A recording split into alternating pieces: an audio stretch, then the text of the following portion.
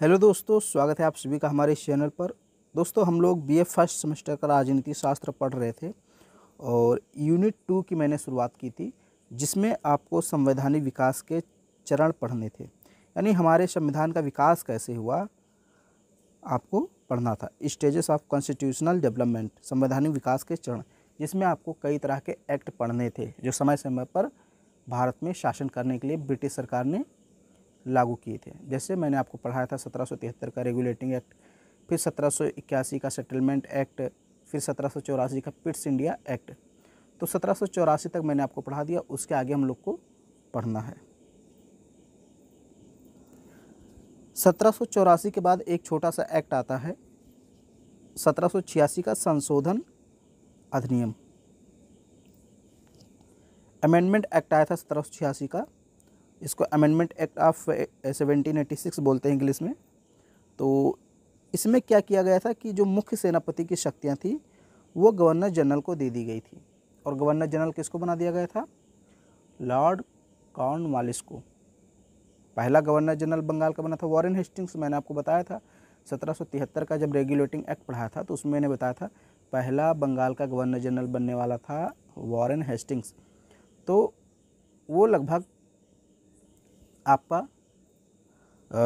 1772 में बन जाता है, लेकिन एक वर्ष बाद ही एक्ट आता है। पहले वो बंगाल का गवर्नर रहता है, बाद में उसको बंगाल का गवर्नर जनरल बना दिया जाता है।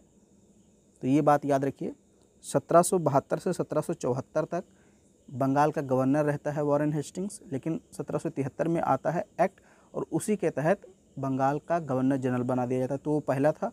और दूसरा गवर्नर जनरल जो बना वो लॉर्ड कॉर्नवालिस बना। ये 1786 से 1793 तक भारत का गवर्नर जनरल रहता है। लॉर्ड कॉर्नवालिस को वर्ष 1786 में गवर्नर जनरल और कमांडर इन चीफ दोनों की शक्ति प्रदान कर दी गई इस एक्ट के तहत। ये चीज़ आपको याद रखना है। ये कमांडर इन चीफ क्या है? ये मुख्य सेनापति ही है। तो मुख्य सेनापति की शक्तियाँ भी किसको दे दी गई? गवर्नर जनरल को। और गवर्नर जनरल कौन था? Lord Cornwallis. तो ये चीज़ याद रखिएगा, यही इसमें मेन है, बाकी इसमें कुछ ज़्यादा नहीं है। गवर्नर जनरल की शक्तियों का विस्तार करते हुए विशेष परिस्थितियों में अपनी परिषद के निर्णयों को रद्द करने और अपने निर्णय लागू करने का भी अधिकार दे दिया गया। यानी जो कॉर्नवालिस था गवर्नर जनरल, इसको ये अधिकार दे दिया गया कि ये चाहे तो अपने परिषद के, यानी जो इसके परिषद में जितने भी सदस्य होते हैं उनके निर्णय को ये रद्द कर सकता है और अपना नया निर्णय लागू कर सकता है। इसको ये शक्ति दे दी गई। तो ये एक्ट था छोटा सा, इसमें ज़्यादा कुछ है नहीं, इतना ही आपको पढ़ना है। अब मैं आपको पढ़ाता हूँ चार्टर अधिनियम 1793। देखिए, जो चार्टर अधिनियम है ये 20-20 सालों में जारी होते थे। जैसे मैंने आपको सबसे पहला पढ़ाया था चार्टर अधिनियम 1773, फिर 20 जोड़ दीजिए तो 93, इसके बाद 20 जोड़ेंगे 13, फिर 33, फिर 53, यानी 53 तक आता है। तो 73, 93, 13, 33, 53, 5 चार्टर अधिनियम आते हैं टोटल। बाकी और भी कई एक्ट हैं, लेकिन वो चार्टर अधिनियम नहीं है। जैसे इसके पहले मैंने आपको 86 वाला पढ़ाया, तो वो चार्टर अधिनियम नहीं है, वो भी एक एक्ट ही है। तो चार्टर अधिनियम 1793 को पढ़ते हैं। इसमें क्या किया गया? गवर्नर जनरल की शक्तियों का विस्तार किया गया। अब क्या किया गया देखिए, इस अधिनियम ने लॉर्ड कॉर्नवालिस को उनकी परिषद पर जो शक्ति प्रदान की, उन्हीं शक्तियों का विस्तार भविष्य के सभी गवर्नर जनरलों और प्रेसिडेंसी के गवर्नर को दे दिया। मैंने अभी आपको 1786 के जो संशोधन अधिनियम था उसमें बताया था कि कॉर्नवालिस को मुख्य सेनापति की भी शक्तियां दे दी गई थी। तो अब इस एक्ट के तहत क्या किया गया? वो जो शक्तियां कॉर्नवालिस को दी गई थी, उसके लिए कह दिया गया कि वो शक्तियां आने वाले गवर्नर जनरलों को भी मिलती रहेगी। मतलब ऐसा नहीं है कि सिर्फ कॉर्नवालिस को मिला है और आगे जो गवर्नर जनरल बनेंगे उनसे छीन ली जाएगी, ऐसा बिल्कुल नहीं है।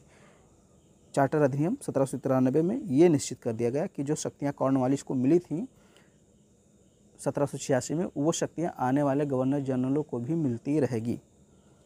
और जो प्रेसिडेंसी के गवर्नर हैं उनको भी दे दिया जाएगा, यानी बम्बई, मद्रास, आगरा, कलकत्ता, ये जो प्रेसिडेंसियां हैं इनके जो गवर्नर हैं उनको भी दे दिया जाएगा ये शक्तियाँ।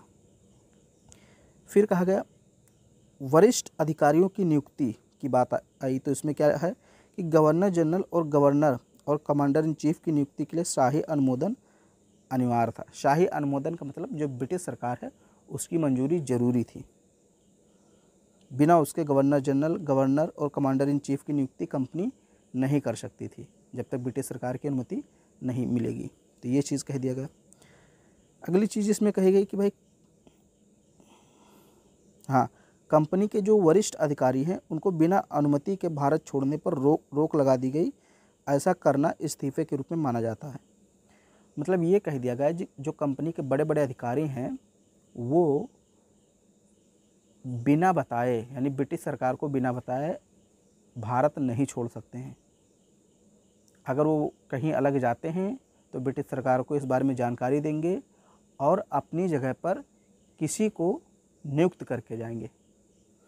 जैसे होता नहीं, कार्यवाहक राष्ट्रपति, मान लीजिए जो राष्ट्रपति हैं देश के, वो किसी कारण अपने पद पर नहीं रह सके या फिर उनकी डेथ हो गई या बीमार हैं, अपने पद का निर्वहन नहीं कर सकते, तो उनकी जगह कोई कार्यवाहक राष्ट्रपति आ जाता है या उपराष्ट्रपति ही राष्ट्रपति का काम करने लगता है।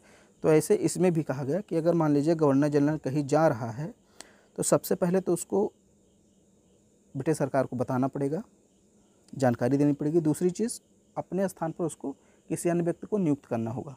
अगर वो नहीं करता है तो मान लिया जाएगा कि उसने इस्तीफा दे दिया है। तो ये चीज़ कह दिया गया।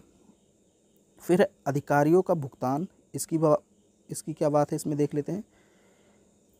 इस एक्ट ने निर्धारित किया कि नियंत्रण बोर्ड के सदस्यों और उनके कर्मचारियों को भारतीय राजस्व से भुगतान किया जाएगा और यह 1919 तक जारी रहा। नियंत्रण बोर्ड यानी बोर्ड ऑफ कंट्रोल जिसे कहते हैं, तो इसके जो सदस्य होते थे इनको वेतन किससे दिया जाएगा? भारतीय राजस्व, यानी जो भारत में पैसे इकट्ठे होंगे कंपनी के, उसी पैसे से इन लोग को वेतन दिया जाएगा। ये भी कह दिया गया। कंपनी को सालाना 5 लाख पाउंड का भुगतान ब्रिटिश सरकार को करना होगा। ये भी कहा गया कि कंपनी जो है सालाना 5 लाख पाउंड किसको देगी? ब्रिटिश सरकार को देगी। तो ये 1793 का जो चार्टर अधिनियम था उसमें व्यवस्था की गई थी। तो 1786 का संशोधन अधिनियम, 1793 का चार्टर अधिनियम और अब 1700 तो आपका हो गया। अब 1813 का चार्टर अधिनियम पढ़ते हैं जो कि बहुत इंपॉर्टेंट है। ये दोनों एक्ट छोटे छोटे थे। 1813 का भी छोटा ही है। चार्टर अधिनियम 1813 तो पहला आया था 1773 में, फिर 1793 में और तीसरा चार्टर 13 में आया, 1813 में। इसमें क्या कहा गया? इस एक्ट के तहत कंपनी के अधिकार पत्र को 20 वर्षों के लिए बढ़ा दिया गया, यानी 93 में आया था और 93 से 13 यानी 20 वर्षों के लिए बढ़ा दिया गया। और कंपनी के भारत के साथ व्यापार करने के एक अधिकार को समाप्त कर दिया गया। अब इस पॉइंट को समझना जरूरी है कि कंपनी का भारत के साथ जो व्यापार होता था उसका एकाधिकार समाप्त कर दिया गया। अब समझिए एकाधिकार क्या था। देखिए, प्रारंभ में एक ही कंपनी ब्रिटिश से आई थी भारत में व्यापार करने, जिसको बोलते थे ईस्ट इंडिया कंपनी। तो उसको एकाधिकार दिया था ब्रिटिश सरकार ने कि भारत से केवल तुम ही व्यापार करोगे और कोई कंपनी ब्रिटेन से नहीं आएगी।